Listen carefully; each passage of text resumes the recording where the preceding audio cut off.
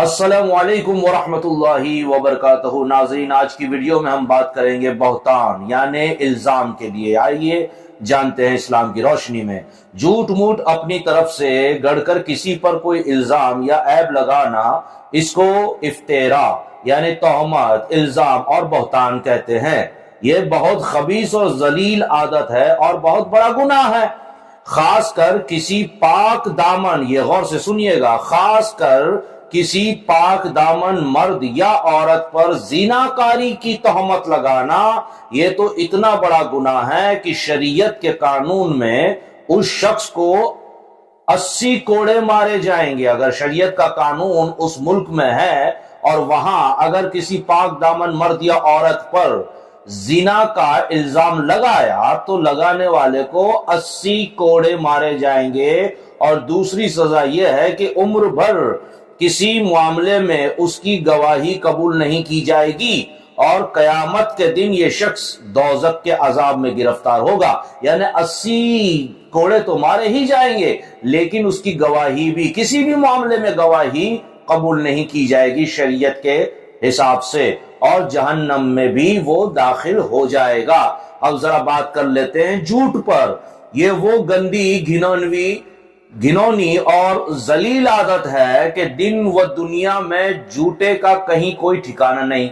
ہم کہتے ہیں نا، گھر کا بھیدی لنکا ڈائے وغیرہ، ایسی مثال ہے۔ آپ جھوٹوں کو نہیں پہنچ سکتے، آپ بڑے سے بڑے مفتی ہو، بڑے سے بڑے عالم دین ہو، لیکن اگر سامنے کوئی جھوٹ بول رہا ہے تو آپ اس کو نہیں پہنچ پائیں گے، مطلب نہیں ہرا پائیں گے۔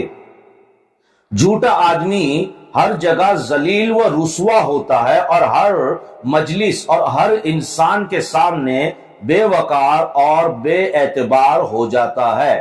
اور یہ اتنا بڑا گناہ ہے کہ اللہ تعالیٰ نے قرآن مجید میں اعلان فرما دیا ہے کہ لعنت اللہ علی الکاذبین، یعنی کان کھول کر سن لو کہ جھوٹوں پر خدا کی لعنت ہے اور وہ خدا کی رحمتوں سے محروم کر دیا جاتا ہے۔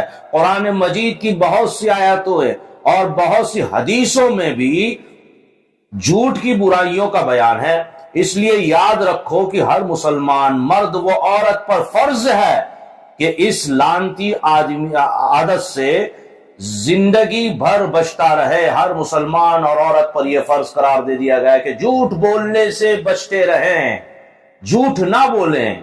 اللہ تعالیٰ نے اور اس کے فرشتوں نے جھوٹوں پر لعنت برسائی ہے۔ پہلے تو میں نے کہا کہ جو الزام لگاتے ہیں جھوٹا، ان پر لعنت فرمائی ہے، اور خاص کر کے ایسی عورتیں، پاکیزہ عورتیں یا پاکیزہ مرد پر زنا کا الزام لگا دیا جائے تب تو وہ گناہ کبیرہ میں مبتلا ہو گیا، اور شریعت کے حساب سے اسے 80 کوڑے مارے جائیں گے اور اس کی گواہی بھی قبول نہیں ہوگی۔ اور یہاں جھوٹ کے لیے اللہ تبارک و تعالیٰ نے جھوٹوں کے لیے اپنے قرآن مجید میں ارشاد فرمایا لعنت اللہ علی الکاذبین، کہ جھوٹوں پر اللہ کی لعنت ہے۔ اب کب اور کہاں جھوٹ بولنا ہے جائز ہے، یہ بھی ہم ذرا سن لیتے ہیں۔ ظالم سے اپنی جان بچانے کے لیے یا دو مسلمانوں کو جنگ سے بچانے اور صلح کرنے کے لیے اگر کوئی جھوٹی بات بول دے تو شریعت نے اس کی رخصت دی ہے۔ یعنی ظالم سے بچنے کے لیے یا دو مسلمانوں میں آپس میں صلح کرانے کے لیے جھوٹ بولے تو شریعت نے اجازت نہیں، رخصت دی ہے، تھوڑی سی ہلکی سی چھوٹ دی ہے، مگر یہاں تک کہ جہاں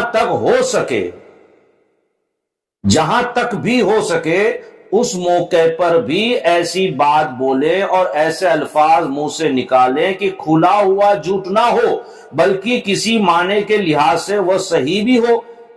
اس کو عربی میں توریہ کہتے ہیں۔ مثلا ڈاکو نے تم سے پوچھا کہ تمہارے پاس مال ہے کہ نہیں، اور تم کو یقین ہے کہ اگر میں اقرار کروں یعنی مان لوں گا تو ڈاکو مجھے ہی ہلاک کر دیں گے، اگر میں نے مان لیا تو ڈاکو مجھے قتل کر دیں گے، میرا مال لوٹ لیں گے۔ تو اس وقت تم یہ کہہ دو کہ میرے پاس مال نہیں ہے۔ ڈاکو نے کیا پوچھا؟ تمہارے پاس مال ہے تو یہ کہہ دو کہ میرے پاس مال نہیں ہے، اور نیت کر لو دل میں، اور نیت کر لو کہ میری جیب یا میرے ہاتھ میں کوئی مال نہیں ہے، بکسا یا جھولے میں ہے، تو اس معنی کے لحاظ سے تمہارا یہ کہنا ہے کہ میرے پاس کوئی مال نہیں ہے نا، میرے پاس کوئی مال نہیں ہے، یہ سچ ہوگا، میرے بکسے میں ہے، میری پیٹی میں ہے۔ اب ڈاکو تو یہ پوچھے گا تمہارے پاس کیا مال ہے، تو آپ اتنا جھوٹ بول سکتے ہو کہ میرے پاس کوئی مال نہیں ہے، اور دل میں نیت کرنی ہوگی کہ مال تو میرے بکسے میں ہے، تھیلے وغیرہ جو بھی ہے اس میں ہے۔ اور اگر کھلا ہوا جھوٹ بولنے پر کوئی مسلمان مجبور کر دیا جائے تو اس کو لازم ہے کہ وہ دل سے اس جھوٹ کو برا جانتے ہوئے جان و مال کو بچانے کے لیے صرف زبان سے جھوٹ بول دے، اور اس کے بعد جب معاملہ حل ہو جائے تو اس کے بعد توبہ کر لیں۔ دیکھیے، جان پہ بنائیے تو جھوٹ بول سکتے ہو، یا مال پہ بنائیے تو جھوٹ بول سکتے ہو، اور انشاءاللہ بچ جاتے ہیں تو ہمیں توبہ کر لینی چاہیے کہ اللہ تو مجھے معاف فرما، میں نے جھوٹ بولا حالانکہ بچنے کے لیے، لیکن پھر بھی توبہ کرنا لازم ہے، کر لینی چاہیے انشاءاللہ تعالی۔ اللہ تبارک و تعالی ہمیں جھوٹ اور الزامات لگانے سے محفوظ فرمائے۔ ویڈیو اچھا لگا ہو تو سبسکرائب ضرور کریں، لائک کریں، بیل آئیکن دبائیں اور کامنٹ بھی دے دیں۔